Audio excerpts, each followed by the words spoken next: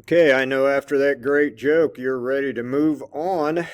Okay, and what you are going to be doing today is you are going to be doing part 2 of your microscope lab. All you're going to have to simply do is find the object on the slide under low power, and then you are going to make a drawing, and then you're going to move up to the 10x or medium power objective, and then you're going to draw a second drawing. So again, by finding it on low power and medium power and drawing it, you're showing me that you understood what we did the first day when working with the letter E.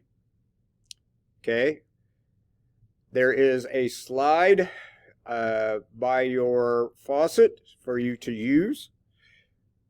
Make sure when you are finished, you turn your papers into the sub up on my biology textbook on my desk. Make sure also you take the slide off and put it back, and then make sure you put the microscope back up the way you have found it. After finishing the microscope, or after everyone has turned in their microscope lab, the sub will be leading you a game in a Kahoots to help study the parts of the microscope. I also suggest that while you're waiting for the Kahoots game to begin, that you study those parts. Also, you might want to make sure that you look at what their different functions are. Those are the two main things that you are going to be quizzed over today.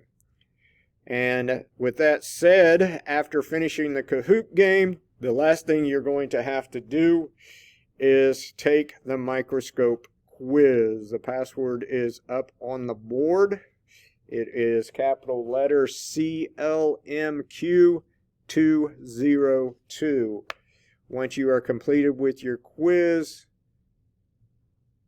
you are done for the day. Okay, so have a great day. Again, details matter on the microscope lab. Your two drawings, I know what the objects look like. I know what they should look like on both low and medium power. Make sure they are appropriately detailed. If they do not look what they're supposed to look like, I will take off. Okay, again, have a great day.